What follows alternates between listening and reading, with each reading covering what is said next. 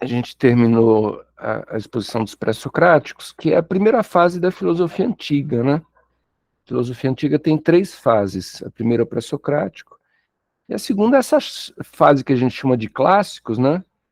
Que é justamente a fase que envolve 3 autores que são dos mais importantes da história da filosofia, né? É o Sócrates, que a gente vai ver hoje, o Platão, que a gente vai ver na próxima aula, e depois o Aristóteles, né?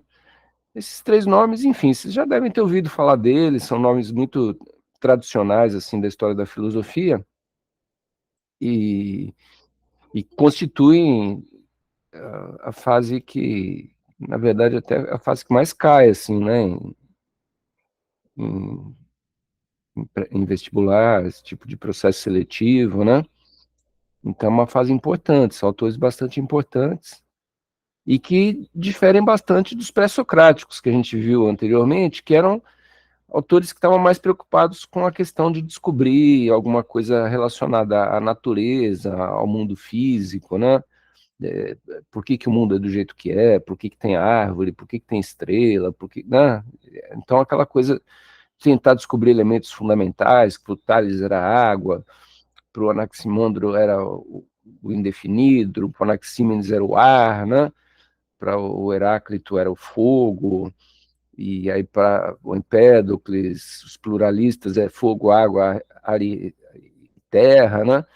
Enfim, aquela coisa mais focada nesse problema do mundo físico, de o que daria para a gente saber a respeito do mundo, e agora a gente entra justamente numa fase em que vocês vão ver que as preocupações mudam muito, né? O Sócrates, por exemplo, o autor que a gente vai ver hoje, é uma das áreas mais importantes em que a gente vai trazer o Sócrates é a discussão ética, né? A discussão da moralidade, de como é que deveria ser o comportamento das pessoas para atingir o bem, né? Quer dizer, uma outra ordem de preocupação totalmente diferente, né? Que vai começar a surgir agora a partir dos clássicos, né? Então, a gente começa falando para vocês que justamente o tema da aula de hoje é Sócrates, né? E o Sócrates, ele é estudado, em geral, também em 3 passos, assim, né? São 3 passos. Você tem os antecedentes do Sócrates, né? Quem veio junto, na verdade, com Sócrates, né? Vocês veem que o Sócrates nasceu em 470, né? E o Protágoras é de 490, é 20 anos mais velho só o Protágoras, né? E o Gorgias é 15 anos mais velho que o Sócrates. Então eles são praticamente contemporâneos, assim, né? Mas, enfim, e o próprio Sócrates, num certo sentido, há quem diga que ele também é um sofista.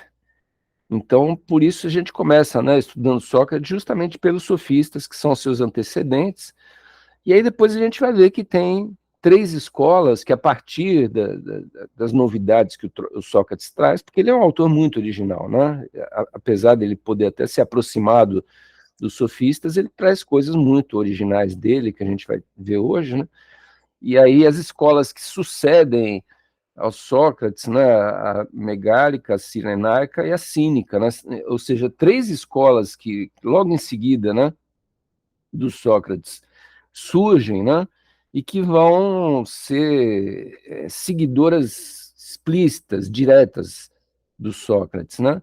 E isso sem falar em Platão e Aristóteles, que evidentemente também tem uma influência muito forte dele, mas que a gente não poderia chamar de escolas socráticas porque o Platão tem uma teoria muito original dele, né? Que também não é a teoria do Sócrates, e o Aristóteles, a mesma questão, quer dizer, esses outros autores vão ter teorias muito originais, então a gente não diz assim que são seguidores, um desdobramento natural, né? Da filosofia do Sócrates. Já essas outras, né, a cirenaica, a megárica e a cínica, essas são seguidoras mesmo, né? E aí, justamente, uma das coisas que a gente vai ter que entender hoje é como é que nascem 3 escolas, e vocês vão ver que essas escolas são muito diferentes, né? E todas elas se dizendo seguidoras do Sócrates, né? Mas isso aí daqui a pouquinho a gente vai falar, então, tá? Bom, em relação aos antecedentes, né? Então, 3 fases: antecedentes, Sócrates e depois continuadores, tá? Em relação aos antecedentes, a semana passada a gente até já começou a falar um pouco, né? Eu falei para vocês que o Protágoras se denominou o primeiro sofista, que esses sofistas eram professores que preparavam seus alunos para participar das assembleias e convencer, por meio da palavra, da retórica, os outros cidadãos gregos, né, a favor da causa que eles estavam defendendo. Então era uma espécie de advogados, assim, né? Diga, Tatiane. Então, sofista é professor, professor? Exatamente. Ah, tudo bem. Eles eram professores, né? Uma das brigas, inclusive, do Sócrates com ele é que eles eram professores que cobravam, né, uma mensalidade, assim, um salário para dar essas aulas, e esse salário que eles cobravam era um salário muito caro, né? Então só conseguia ter aula com esses sofistas quem fosse filho de gente muito rica, muito importante de Atenas, assim. E essa é uma das coisas que o Sócrates critica neles, porque o Sócrates, ele também é um professor, no certo sentido, ele tem discípulos, né? Ele é uma espécie de mestre que tem discípulos, só que ele não cobra nada de ninguém, né? Então a aproximação dele, essa é uma das críticas, já que a gente já pode criar uma diferença importante entre os sofistas e os Sócrates, né? Ele achava que era errado cobrar, né? Porque o conhecimento, afinal de contas, é uma coisa que brota do ser humano, né? Então não deveria ser uma coisa que você cobra para ter acesso, né? Mas o Protágoras, ele cobrava bem, né? E o que eles ensinavam, né? Um pouco aquilo que eu até já comentei com vocês semana passada, quer dizer, o Protágoras, ele defendia que você tinha que preparar, então, os alunos para defenderem bem as causas, né? Uma espécie de precursor, num certo sentido, a gente poderia dizer, talvez assim, de um advogado, né? Era um ambiente de discussão, onde se tomavam decisões, e esses professores tentavam ensinar coisas para esses alunos, para que eles se dessem bem na discussão. Mas o que eles ensinavam, né? Basicamente, o que eles ensinavam eram táticas de argumentação, né? Porque tanto o Gorgias quanto o Protágoras, eles questionavam o fato de que existia uma verdade, existia um saber absoluto, né? Então, se não tinha um saber absoluto, não tinha muito bem o que ensinar, né? Mas do ponto de vista do conteúdo. Agora, do ponto de vista da desenvoltura, da maneira de falar em público, de como argumentar e tal, aí eles eram muito, muito hábeis, né? E era exatamente isso que eles se propunham a ensinar. Agora, por trás, tanto do Protágoras quanto do Gorgias, também tem uma semente, digamos assim, de pensamento, de filosofia, né? Que seria exatamente as máximas, né? Que cada um deles ele divulgou, assim, né? Que está associado ao nome de cada um. Então, do Protágoras, né? É o homem à medida de todas as coisas, quer dizer, como é que você diz a temperatura está quente, a temperatura está fria, né? Às vezes você tem duas pessoas no mesmo lugar e uma fala assim, eu estou com calor, a outra fala, eu estou com frio. Então o sofista vai dizer, mas quem que está certo? É o cara que está dizendo que está com calor ou que está com frio? Ele vai dizer, não, os dois estão certos, porque o homem é medida de todas as coisas. Então o cara da esquerda está com calor e o cara da direita está com frio, porque ele é a medida do que é o frio, do que é o calor, né? Então, se ele diz que está calor, ele está calor. Está calor para quem? Para ele. Né? Então, o conhecimento é alguma coisa totalmente particular, assim, é uma coisa que cada um tem o seu.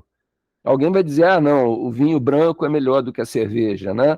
É uma bebida mais agradável e tal. Pode ser para você, mas talvez eu prefira cerveja em vez de vinho branco, né? Quer dizer, entra em todo um campo, né, de uma subjetividade, né, que acaba apontando para uma incapacidade de chegar numa conclusão definitiva. Né? A ideia, então, que o homem é medida de todas as coisas, porque cada um tem a sua medida, cada um vai achar que aquilo, tal atitude é correta, tal atitude é errada, né? Cada um vai achar que tal matéria jornalística está bem feita, outro vai achar que a matéria está mal feita. Então, o homem é medida de todas as coisas significa que cada um tem os seus valores. E se cada um tem esses valores, como é que você faz para convencer as outras pessoas, né? Você vai ter que ter técnicas de oratória, né? de uso da dialética, que são apontar contradições no pensamento do adversário e tal, para você tentar vencer uma espécie de duelo, né, de embate de ideias, em que você vai comprovar para o outro cara lá que ele está errado, né? Por meio de argumentação, você vai falar, não, mas ó, veja esse aspecto, veja, né?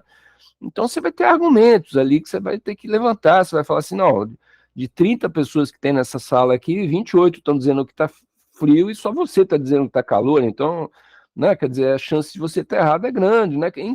Enfim, construção de argumentos para chegar a alguma conclusão, porque no fundo seria isso, quer dizer, cada um se tem a sua medida dentro de si mesmo, né? E o Protágoras, outra coisa importante dele é que é o primeiro que se autodenominou sofista, professor de sabedoria, tá? Poderia ser uma tradução para essa palavra sofista.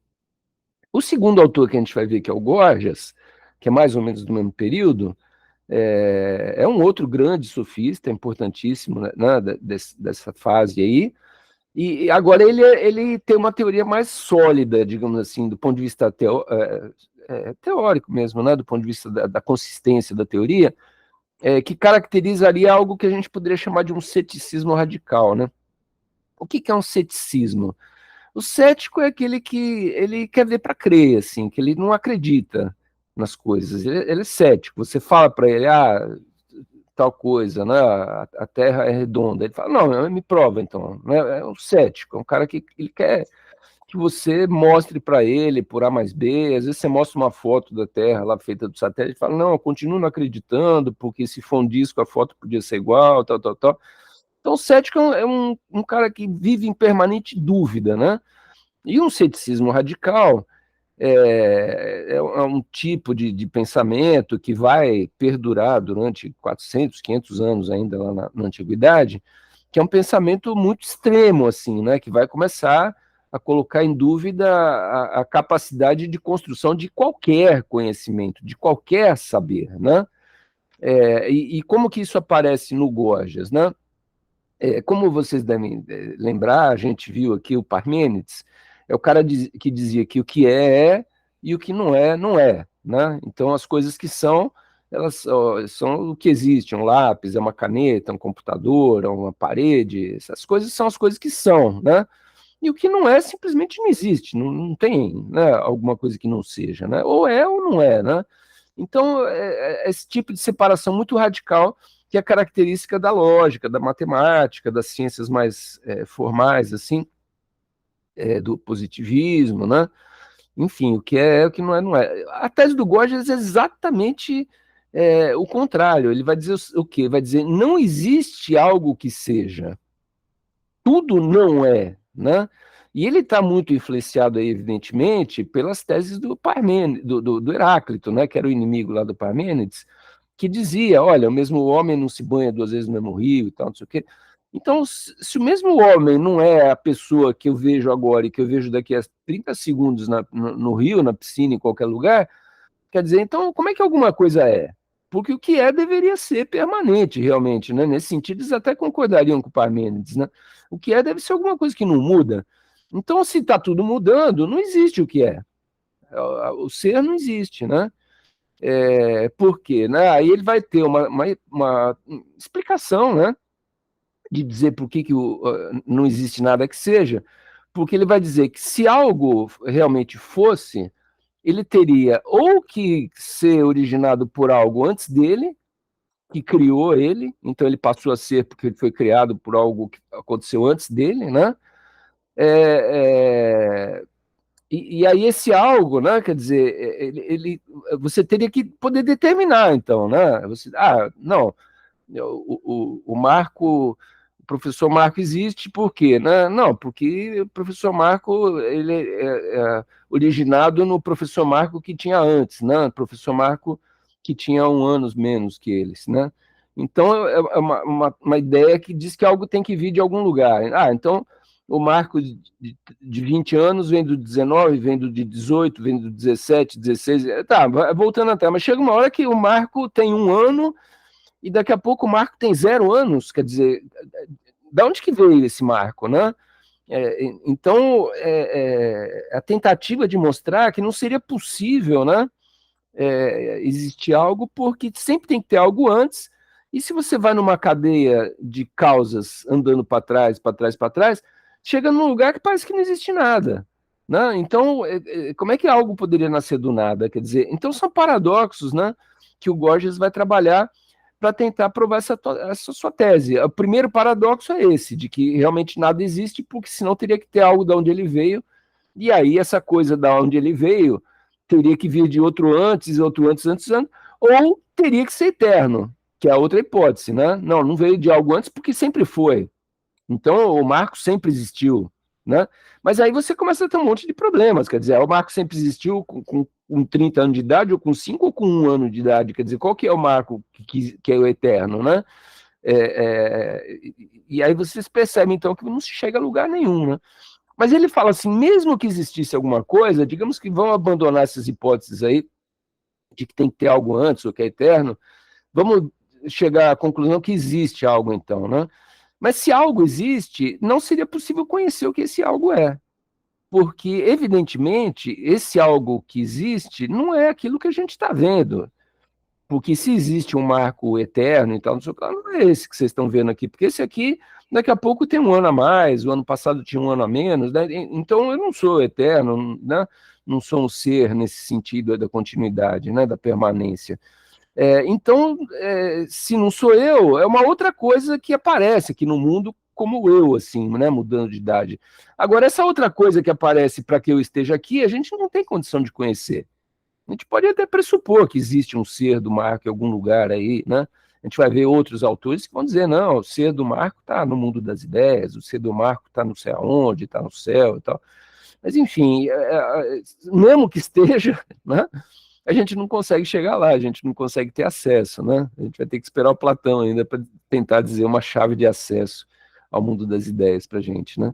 E em a terceira hipótese ainda, mesmo que a gente considerasse que existe e que considerasse que fosse possível de conhecer, se fosse possível conhecer, não seria possível explicar para outra pessoa, comunicar, né? Ou transmitir o conhecimento do que é esse ser, né? Então, vejam só, né? Ele vai fechando todas as possibilidades da existência do conhecimento. Essa é a hipótese do ceticismo radical, né? O conhecimento nunca é possível, né? Essa seria um resumo dessa hipótese aí do Gorgias, né? Então vejam que são duas escolas, dois pensadores, né, que batem profundamente na ideia de que a verdade não é possível de alcançar, tá? E aí a gente vai chegar, então, finalmente no Sócrates. O Sócrates, ele é um autor difícil de estudar, porque ele é um autor que ele não escreveu nada, né? Ele não deixou nenhuma obra sua pronta, né? E ele utiliza como método filosófico dele justamente um tipo de metodologia filosófica, assim, que é muito pautada na dialética, tá? Pautada na ideia de chegar a paradoxos, né? No caso do Sócrates, a gente costuma falar das aporias, né? São aporias, são momentos em que você estuda um determinado tema, e aí chega num lugar que você percebe que você não consegue conhecer a coisa. Você chega numa aporia, você não consegue desenvolver uma explicação, né? Mas assim, ele não escreveu nada sobre essa maneira dele de fazer, né? Então a gente conhece o pensamento do Sócrates por intermédio de 3 autores diferentes que escreveram coisas que o Sócrates teria feito, teria falado e tudo mais, né? Até a gente poderia dizer, poxa, que bom, né? Então, né? Tem 3 caras que descreveram a vida do Sócrates, explicaram como é que ele é e tudo mais. Mas justamente aí é que começa o problema, porque esses 3 caras escreveram 3 Sócrates completamente diferentes um do outro, né? Então a gente não sabe, na verdade, quem que porventura estaria certo, né? Esses 3 autores são Xenofonte, que apresentam Sócrates, que é um Sócrates bem rasteiro, ele é quase cômico, assim, né, na maneira, situações que ele é representado, né, mas ele é baixo, ele se preocupa com coisas mundanas, assim, com a galinha, se preocupa com a casa, com a comida, com coisas muito, com picuinhas, assim, né, esse é o Sócrates do Xenofonte, né, então é um Sócrates meio... É, não tem muita cara, assim, de filósofo, né? Tem mais a cara de ser um gozador, assim, de ser um cara, sei lá, bebedor de cerveja, contador de piada, né? Alguma coisa muito baixa, assim, né? Mas é o Sócrates que está registrado pelo Xenofonte. Aí o outro é o Sócrates do Platão, que é exatamente o contrário, quer dizer, é um Sócrates muito filósofo, assim, é um Sócrates muito papo cabeça e grandes diálogos, assim, com um monte de gente, botando todo mundo de saia justa, porque ele é muito inteligente, ele faz perguntas terríveis, assim, que deixam todo mundo de boca aberta e sem saber o que responder, né? Então, é um Sócrates mais idealizado. E, por outro lado, assim, dentro da obra do Platão, Platão escreve vários diálogos, né? Em todos esses diálogos, a maior parte deles, o Sócrates é o personagem, um dos personagens que está dialogando, e alguns diálogos do Platão se acredita que aquele Sócrates é mais parecido com o Sócrates de verdade, e outros já se fala, não, isso aqui não tem nada a ver com Sócrates. Isso aqui é uma teoria do Platão, como, por exemplo, a teoria das ideias. Quando os diálogos apresentam a teoria das ideias, quem estudou Platão, quem foi lá atrás da obra, ver os detalhes e tudo mais, diz isso aqui não tem nada a ver com Sócrates, isso aqui é obra do Platão. Ah, mas então por que ele pôs o Sócrates lá? Porque ele precisava de um personagem que representasse a ele mesmo, né? E como ele não queria se colocar dentro do texto dele, ele colocou uma figura lá idealizada, um Sócrates idealizado, que na verdade é a voz do próprio Platão explicando a sua teoria dentro dos diálogos, né? Então, no Xenofonte é uma coisa clara quem é o Sócrates. Agora é um Sócrates baixo, meio rasteiro e tal. No Platão, o que vai acontecer? Vão ter dois Sócrates. Vai ter um Sócrates que até se acredita que é parecido com o Sócrates de verdade, e vai ter um outro Sócrates que é uma fantasia, que é simplesmente uma personagem de ficção que o Platão usa nos diálogos para expor as suas ideias, o seu pensamento, né? E, por fim, o Aristófanes, aí é terrível, porque o Aristófanes ele é um comediógrafo, né? É um cara que escreve piada, coisa para as pessoas darem risada e tal, e ele retratou um Sócrates ridículo, assim, um Sócrates risível, né? Enganador, ele é o Sócrates mais parecido com a visão que a gente teria, né, dos sofistas por intermédio do Platão, né? Que o grande crítico dos sofistas, na verdade, é o Platão, né?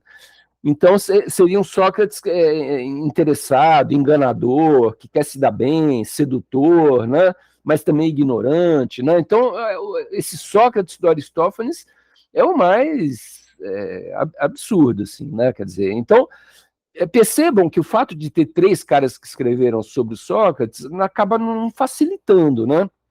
A ponto de que um autor dinamarquês do século XIX, que é o Søren Kierkegaard, né? Ele escreve um livro inteiro, que foi a tese dele de mestrado, se não me engano, que se chama O Conceito de Ironia Constantemente Referido a Sócrates, né? Esse livro é inteiro dedicado a Sócrates, e ele entra em detalhe de cada uma dessas fontes, do Xenofonte, do Platão, do Aristóteles, justamente discutindo tudo isso que eu estou aqui resumindo para vocês, né? Esse trabalho, né, de chegar profundamente, de tentar chegar em quem era o Sócrates, foi realizado, entre outros autores, pelo Kierkegaard, tá? E aí, então, quem que é esse Sócrates? Né? Aonde que o Kierkegaard chega? Né? Ele vai chegar, basicamente, a duas características importantes. A primeira, né, questão que ele fala, na verdade, não foi ele que chegou, então eu não diria que é uma conclusão dele, né? Mas é uma questão que já está colocada em outros filósofos que estudaram o Sócrates, né, como o Hegel, bastante forte, né? Mas, enfim, vários outros filósofos que dizem que o Sócrates inaugurou a reflexão moral dentro da filosofia e a subjetividade.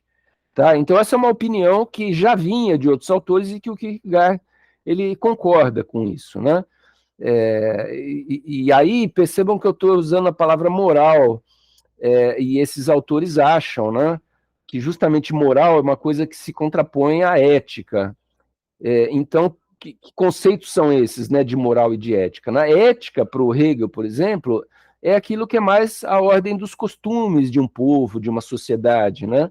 Então, a gente tem valores éticos que são valores da nossa sociedade, né? Então, existe lei para que as pessoas não roubem, existe lei para que elas usem roupa para andar na rua, existem os costumes, existe, né, aquilo que se denominaria uma conduta ética dentro do ethos, né? Justamente de como qual seria o modo do homem se comportar dentro da sociedade, tá? Então isso seria a ética. A moral, o que que é? A moral é uma outra coisa. A moral, ela nasce justamente da subjetividade, e a moral tem mais a ver com o fato de que eu internamente eu tenho um valor. Aí não é um valor que é da sociedade. A sociedade tem um valor, ela tem, não pode roubar, se roubar vai preso, vai pagar pelo que fez, e papapá. Isso são os costumes, legislação e tal, que é uma coisa da sociedade, né? Agora, internamente, cada um de nós também tem uma coisa de tomar uma decisão, né? Uma decisão ética, né? Roubo ou não roubo, né? Faço ou não faço uma coisa independente do que a sociedade pensa, né? Quer dizer, a reflexão moral, ela é uma reflexão de ordem interna, subjetiva, né? E esses autores estão justamente chamando a atenção que o Sócrates é o cara que inaugura, que cria, na verdade, essa discussão teórica, filosófica sobre a subjetividade. Eu falei para vocês agora há pouco, né? Quer dizer, os autores pré-socráticos, eles não estão preocupados com o homem, eles estavam preocupados com o mundo, com a Terra, com a Lua, com os planetas, né? Com a matéria, tal. Os sofistas, eles estavam preocupados com o homem, mas eles estavam preocupados com o homem no sentido de instrumentalizar o homem para ele se dar bem nas assembleias. Então não estava querendo fazer um mergulho para dentro do homem para entender como é que ele funciona do lado de dentro dele, quais são os valores éticos, as crises morais que ele pode passar, né? O Sócrates inaugura exatamente isso, né? O Sócrates inaugura exatamente isso. Um autor do século XX que vai trabalhar bastante essa questão também é Michel Foucault, em aulas que ele deu na década de 80, 1982, né? Um pouco antes dele morreu em 84.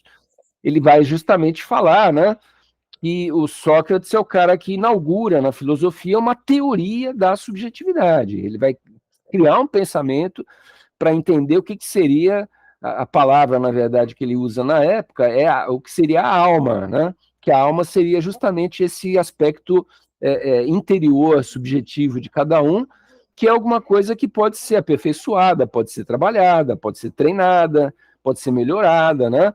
Então, o Sócrates, ele inaugura uma espécie de interrogação a respeito da alma das pessoas, né? E ele vai justamente encaminhar os seus seguidores para que eles desenvolvam esse lado interior, para que desenvolvam a própria alma, se desenvolvam internamente, moralmente, esse tipo de valor que é característico do Sócrates.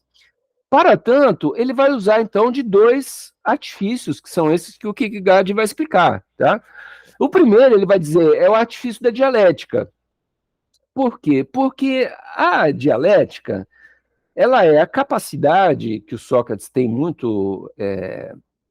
com muita habilidade, né, de você mostrar para as pessoas que às vezes elas acham que conhecem um determinado tema e no fundo elas não conhecem nada sobre aquilo.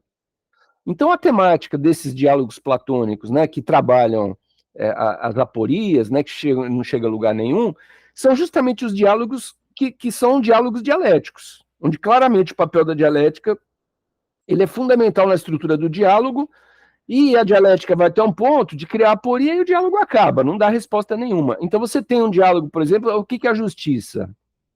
E aí começa um falar, não, a justiça é um governante justo, a justiça é uma ação que corresponde àquilo que é ao bem, tal. Ele fala, não, mas eu não estou querendo saber do governante, não estou querendo saber de exemplos particulares, eu quero que vocês me digam o que é a justiça em si. Né? A justiça, alguma coisa que em todo momento em que a justiça aparece, essa coisa tem que estar junto. Né? Vou dar um exemplo para vocês de outro diálogo que vai discutir o que é o belo, que é um exemplo que às vezes fica mais fácil de entender qual que é a questão do Sócrates, né? Ah, o que é o belo, né? Aí alguém vai dizer, não, o belo é um belo cavalo. Aí o Sócrates vira e fala assim, não estou querendo saber do cavalo, da beleza do cavalo, eu quero saber o que é o belo. Porque se um cavalo é belo, quer dizer, uma planta pode ser bela também, uma flor.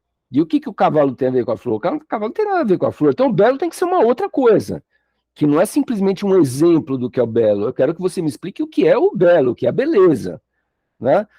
E aí o cara fala de uma bela mulher, de uma bela lei na cidade e tal, e vai caindo tudo sempre no mesmo problema. O Sócrates fala, não, eu quero saber o que é a beleza em si, né? O que daria para a gente chegar, que conclusão a gente chegaria do que é a beleza em si?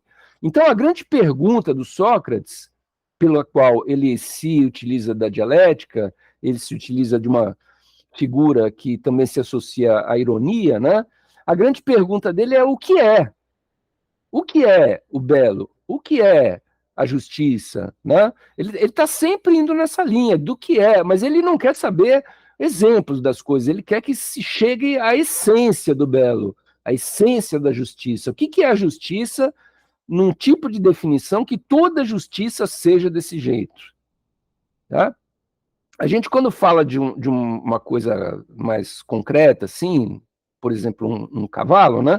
Aí é mais fácil de entender o que é a ideia de um cavalo, né? A ideia de um cavalo é um animal que tem né, determinadas características, é um mamífero, tem 4 patas, tem isso, tem aquilo, tal. E aí você vai construindo, então, um conceito, né? É isso que o Sócrates quer, que se construa um conceito, um abstrato, de uma espécie de cavalidade que todo cavalo tem que ser daquele jeito. Né? Agora, ele não está interessado em saber do cavalo alazão, do cavalo branco e preto, do cavalo. Né? Ele não está interessado nisso, não, ele está interessado na ideia do cavalo. Né? Agora, percebam que ainda nesses diálogos que são os nitidamente socráticos, né? Quer dizer, essa perspectiva de que é possível construir uma ideia abstrata, ela ainda não está presente. Então, ele só fica perguntando. E ele pergunta para as pessoas que seriam as autoridades, digamos assim, de cada um desses assuntos, né? E ele pergunta e ele mostra para a pessoa que é o maior expert, né, daquele assunto que eles estão tratando, que o cara não sabe o que é o assunto que ele está tratando. Então ele tem um diálogo, por exemplo, que ele vai discutir o que é educação, e aí ele começa a discutir com os caras, o que é educar? Não, educar, eu quero educar meu filho nas armas, mas o outro fala, não, eu quero educar meu filho na cultura e tal. Mas ele fala, não, eu não quero saber o que é educar na cultura, nem educar nas armas, eu quero saber o que é educação. Né? E ele vai perguntando, e as respostas que são dadas são insuficientes, então o Sócrates vai mostrando das insuficiências dessa resposta por meio da dialética, por meio da ironia. E aí ele acaba chegando numa máxima, né, do pensamento socrático, que é aquela, só sei que nada sei. A única coisa que eu sei é que eu estou perguntando, e ninguém me sabe dar a resposta certa. Tá? Existe uma história muito importante, né, da vida do Sócrates, que assim, um amigo dele foi até um oráculo, né? Um oráculo era um templo sagrado, né, da época lá da Grécia clássica, dedicada a um deus, das divindades lá que os gregos acreditavam, né? E ele vai nesse oráculo de Delfos, que é dedicado a Apolo, e pergunta, né? Ah, quem que é o homem mais sábio da Grécia atual, né? E o oráculo responde para ele, esse homem é Sócrates, né? E aí vão contar para ele, fala, pô, o Apolo falou que você é o cara mais sábio que existe no mundo na atualidade. E aí ele fica encafado, que fala, por que eu sou um cara mais sábio se eu não sei nada? Se eu estou sempre perguntando o que é, nunca chega a lugar nenhum, né? E aí a resposta dele é basicamente essa, quer dizer, poxa, eu sou o cara mais sábio porque eu sou o único que sabe que não sabe.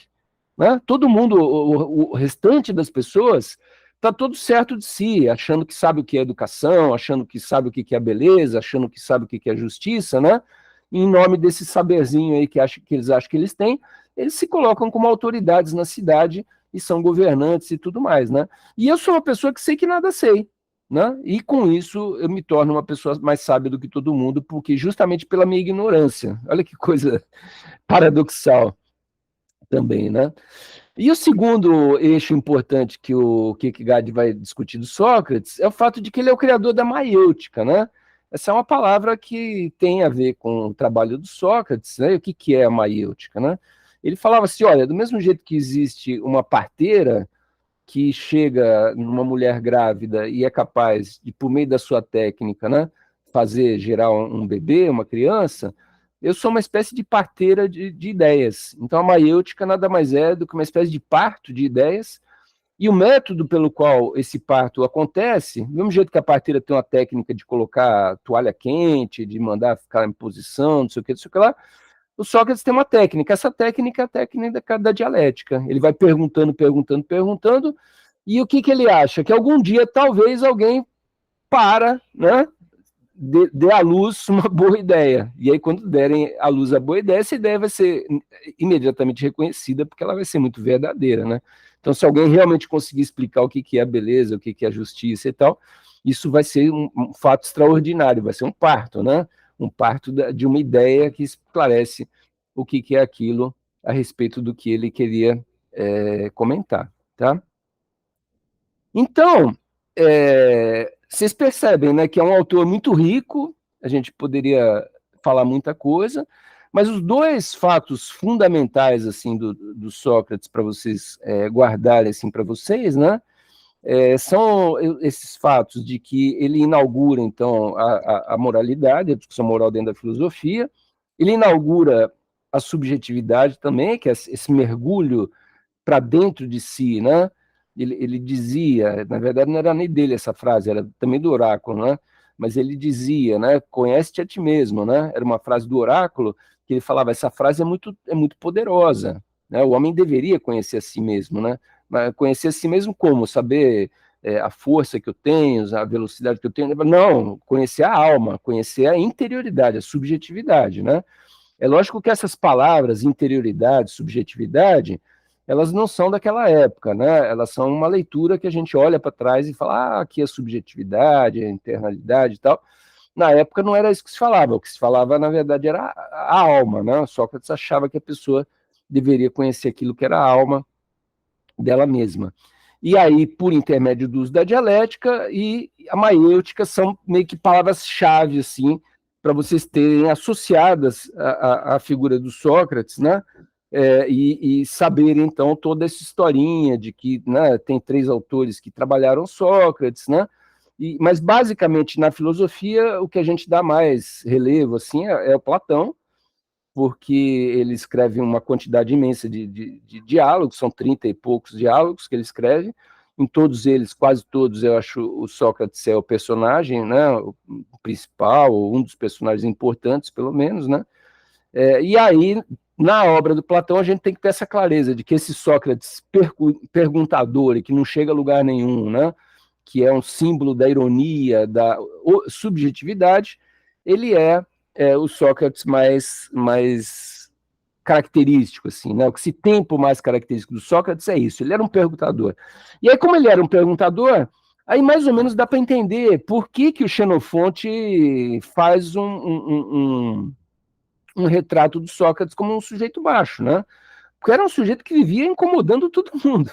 Ele chegava pro artista e falava assim, você é artista, você é um bom artista. Artista sou, eu faço sucesso com minhas peças de teatro e tal, tal, tal, tal, tal. Então você deve saber o que é arte, né? E aí o artista falava, arte é blá, blá, blá. E o Sócrates vinha e desconstruía tudo, destruía a argumentação do artista e acabava provando para o artista que ele não sabe do que ele faz, né? Que ele podia até ser um bom artista, mas ele não sabe o que é arte, né? Então, as pessoas iam ficando meio irritadas com o Sócrates, porque ele ia desconstruindo, né, os lugares onde as pessoas tinham chegado, tinham conquistado. Então, o cara era um grande educador, né, como o Gorgias, o Protágoras. E aí ele falava, bom, você é um grande educador, mas você não sabe o que é educação. Então, essas pessoas não gostavam do Sócrates, né? Principalmente os sofistas, né? E aí, eu estou falando isso porque, para já encaminhando para o final da coisa do Sócrates, quer dizer, um dos eventos importantíssimos que faz parte da vida do Sócrates, e que não existe dúvida que é um evento histórico, né? Até porque o Xenofonte conta, o Platão conta também, né? Enfim, até o Aristófanes, de maneira indireta, também cita, quer dizer, ele foi acusado pelos gregos por 2 crimes, né? muito graves na Grécia, né? O primeiro crime era de não cultuar os deuses, as divindades da cidade de Atenas, e o segundo era de ser um corruptor da juventude. Ele é acusado dessas duas faltas aí, desses dois crimes, né? E ele é julgado e ele é condenado. E ele é condenado à morte. E ele morre por causa desse julgamento, né?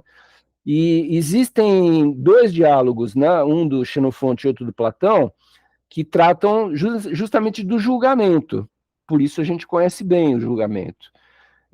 E são dois diálogos que, coincidentemente, têm o mesmo nome, chamam-se Apologia de Sócrates. E apologia por quê? Né? Porque são dois diálogos que nitidamente defendem o Sócrates, né? Falam que a morte dele foi injusta, foi uma morte provocada por invejosos, lá pelos sofistas, que não queriam, enfim, estavam cansados dele, achavam ele chato, achavam ele muito, né, na verdade, era um pouco essa ideia, né? Mas por que eu estou dizendo que era um pouco essa ideia? Né? Porque a filosofia moderna, Micaela, ele era um perguntador, ele era um chato, ele é aquele tipo da pessoa que a gente olhando para a história assim, a gente acha ele super legal porque ele perguntava essas coisas para os outros. Se fosse com a gente ia achar o cara, né, insuportável, assim, né? Ninguém aguentava ficar muito tempo perto dele, porque ele, né, ia desconstruindo tudo que a gente achava que a gente sabia, né? Tem o Alcibíades, que é um dos diálogos bem importantes, assim, do Platão.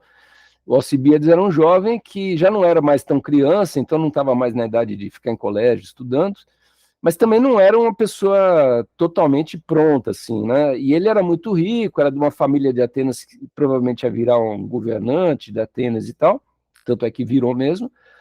E aí esse cara procura o Sócrates e fala: Sócrates, eu não me sinto preparado para ser governante de Atenas, né? E o Sócrates fala: vamos ver se você está preparado, né? E começa a perguntar ao Alcibiades e destrói Alcibiades, né? Ele fala: olha, tua educação foi péssima, você foi muito mal instruído, você não sabe nada, você não sabe o que é política, né? É, ele questionava até ele mesmo, né? É velha história, né? Tudo tem um limite. O Sócrates não tinha limite nenhum, ele ia, né, com aquilo que o Foucault vai chamar futuramente da parresia, né? Parresia é o discurso franco, é o discurso que você olha na cara do poderoso e fala: olha, tu é um babaca, né? E assim, né? Então corria perigo, né? De enfrentar um poder muito sólido da época lá e tal. E é justamente por isso, quer dizer, que aí o julgamento dele se torna um julgamento, não diria de cartas marcadas, assim, mas que meio que não tinha como dar em nada diferente, né? Até porque o Sócrates também, ele facilitou as coisas, né? Ele teve chances de atenuar a pena e tal, mas ele também não queria abrir mão da posição dele, foi radical no sentido de raiz, né? Até o final da vida, assim, ele foi um filósofo até o final da vida e defendeu aquilo com a própria vida, né? Mas, enfim, aí a tese mais moderna, assim, do século XIX e tudo, é que, no fundo, né, assim, a gente consegue entender por que ele foi condenado, né? E por que ele foi condenado tem a ver um pouco com essa questão da própria subjetividade, né? O povo grego era um povo muito obediente, assim, sabe? As pessoas, elas agiam na Grécia movidas basicamente por duas forças. Ou pela força das leis, então eles eram muito seguidores da lei, né, a ponto de sacrificar, às vezes, um parente, alguma coisa assim. Por quê? Porque o cara estava errado, entendeu? Então, né, você tem a Antígona, por exemplo, que é uma peça que fala, né, de três irmãos que moravam em Tebas, né, e um deles vira o governante da cidade e o outro, com inveja, vai tentar derrubar o governo, né? Se alia a estrangeiros para atacar Tebas, né? E a hora que pegam o cara, ele vai ser morto, entendeu? Porque não importa que ele seja irmão do rei, ele foi contra, atacou a cidade, né? Então ele vai. Então os gregos tinham muito essa coisa, assim, não, a lei, o costume, né, a ética, né? Ela tem que ser cumprida. A pessoa não cumprir é pena de morte, não tem conversa, né? Era aquela lei do talião, assim, né? Uma lei muito violenta da punição das penalidades. E como Sócrates ficava perguntando as coisas, quer dizer, surgia uma possibilidade de questionamento da lei, né? Quer dizer, a lei dizia que não podia tal. E aí ele ia dizer, mas por quê? Né? O que é a lei? O que é a justiça? E ele ia desconstruindo de tal maneira que no final das contas ficava difícil, né? Você sustentar por que uma lei existia, por que ela tinha que ser daquele jeito, né? Tanto é que a gente sabe da própria variação das leis. As leis nunca foram sempre as mesmas. Quer dizer, as leis, elas vão, historicamente, elas vão se transformando, né? Então, esse é o problema, né? O Sócrates é o cara que inaugura esse mecanismo pelo qual a gente, às vezes, coloca até mesmo a lei e as autoridades em xeque, que é o mecanismo da subjetividade. Você se perguntar, não, eu não concordo com essa lei. Né? Então, tem uma lei no Brasil que diz que todo deputado, senador e tal, que cometa qualquer crime para poder ser preso tem que ter autorização do Congresso Nacional. Imagina, o cara mandou matar Marielle e tal, aí tem que pedir para o Congresso para ser preso, e se o Congresso falar que ele não vai ser preso, ele não é preso. Entendeu? Isso é uma lei que dá uma imunidade para um parlamentar, que é um negócio que é o fim da picada, né? O cara pode, no meio da Assembleia, lá puxar um revólver, dar um tiro na cara do outro, e ele só vai ser preso se o plenário da Câmara autorizar, né? Então, a gente não precisa concordar com as leis, né? Agora, isso hoje ainda é um pouco difícil, tem leis que são difíceis de mudar, mesmo na modernidade. Agora, imagina lá, 350 a.C., como é que era esse negócio, né? Ninguém queria saber de alguém questionando lei, né? E o Sócrates acabava dando abertura, por meio justamente da dialética, de um mecanismo até para questionamento das leis. Os sofistas, eles não eram besta, entendeu? Eles falavam assim, não, você pode usar da dialética, mas para vencer os debates dentro da regra da lei. Tá? Os sofistas não saíam do quadradinho da lei. O Sócrates, não, a tese dele era mais radical. Né? Ela podia colocar uma lei em xeque, né? Tanto é que colocava. Né?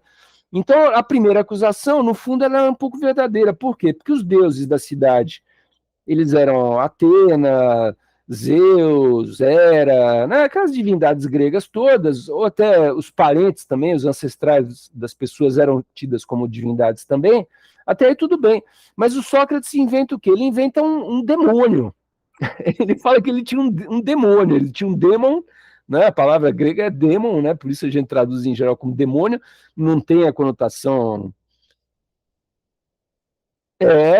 É uma imunidade, né? Que a gente pode discordar, né? Vai dizer assim, eu sou obrigado a concordar com toda a lei, né? E o Sócrates tinha esse demônio, quer dizer, e esse demônio para a religião lá da época lá era tida como uma profanação violenta, né? É que nem hoje em dia a gente fala, né? Ah, existe liberdade religiosa, então a pessoa pode ser cristã, evangélica, pode ser católica, pode ser budista, pode ser do judaísmo. Não, tudo bem, tudo isso a gente até aceita. Agora, imagina o cara criar a religião do demônio, do capeta, e começar a propagar a igreja do cara. Isso vai dar confusão aqui no Brasil, até hoje. Isso, uma igreja dessa daria confusão. Imagina o Sócrates criando, né, explicando uma série de coisas da vida dele, porque ele ouvia a voz de um demon lá falando na orelha dele, e falava em geral o quê? Dava argumentos para ele irônicos, né, de desconstrução das certezas do que se sabia, né? Então era um cara meio que gostava da discórdia, né? Que gostava de dissolver as certezas, né? De questionar as leis. Então é uma coisa que justificaria a primeira acusação, digamos assim, né? E a segunda acusação de que ele era corruptor da juventude também se confirmaria. Por quê? Porque ele ensinava essa mesma técnica que ele usava de dar ouvido ao demon, de uso da dialética, da maêutica, ele ensinava para os ouvintes lá das aulas dele, né? Então, e esses ouvintes, da maior parte, eram jovens, e que, com base nessa ideia de que, poxa, nem tudo que é lei está certo e tal, não sei o que, ela começava a questionar os pais, né? Começava a dizer, olha, né, eu não sou obrigado a acatar tudo que meu pai fala só porque ele é meu pai, né? Se ele for um pai justo, bacana, colega e tal, não sei o quê, não teria por que também discordar. Agora, se ele for um pai perverso, carrasco, né, que faz coisa errada e tal, não sei o que lá, eu não sou obrigado a compactuar com esse cara, né? Então percebam que é isso, né, que é essa subjetividade que o Sócrates está fazendo nascer na época, né? Agora, a reação contra essa subjetividade foi muito violenta, né? Então ele é condenado à morte é o desdobramento assim triste, né, da história do Sócrates, tá?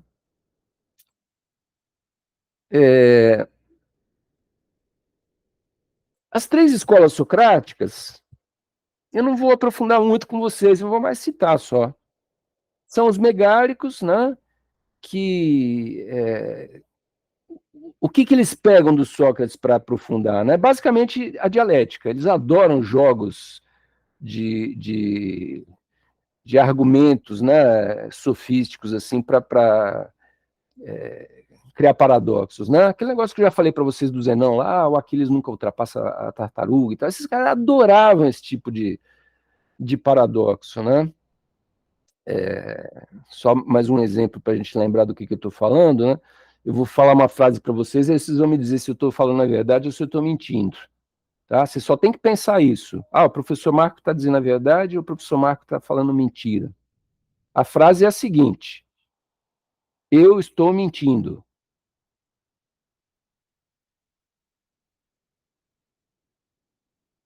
E aí, é verdade ou é mentira? Olha que maluquice.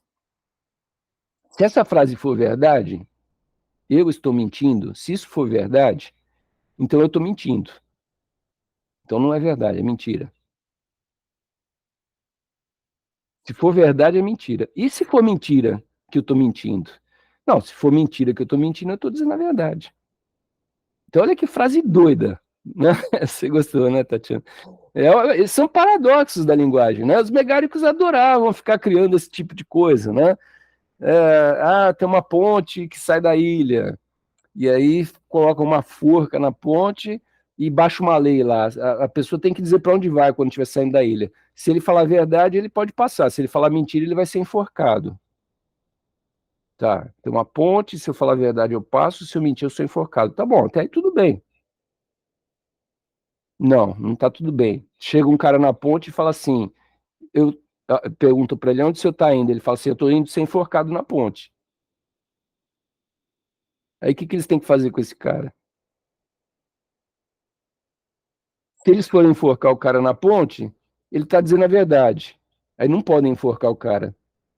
E se deixarem ele passar, ele falou mentira, ele não tá sendo, não vai ser enforcado. E aí tem que enforcar o cara, né? Então esse tipo de brincadeira assim que os megáricos adoram.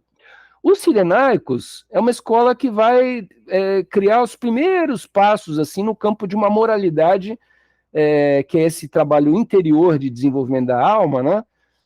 Mas se utilizando de técnicas para adquirir a felicidade, para evitar a dor, né? Quer dizer, são técnicas, né? Que os cirenaicos começam a desenvolver. É uma escola pioneira.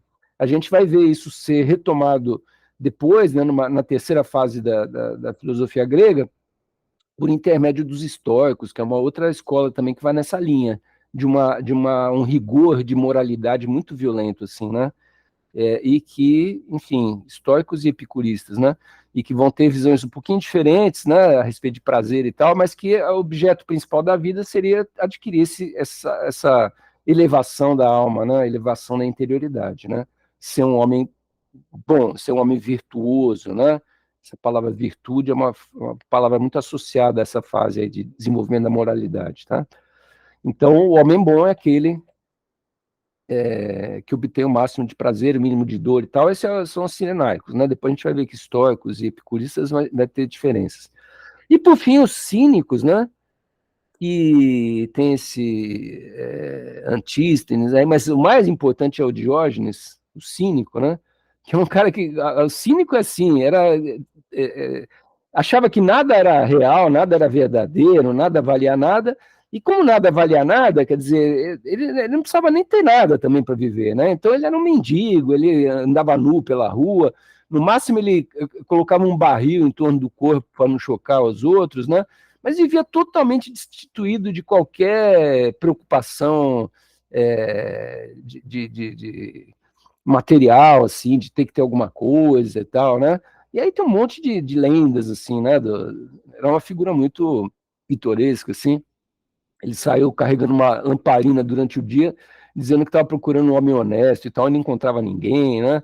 Enfim, é um tipo de comportamento que está muito ligado também a essa questão da dialética. Então percebam, né, como o Sócrates, justamente por ele não ter tido uma proposta positiva dele, de como seria a filosofia dele, ele abriu um buraco, e dentro desse buraco da dialética com a subjetividade, vão surgir 3 escolas que cada um vai explorar uma das facetas desse buraco aí que ele conseguiu abrir dentro da história da filosofia, né?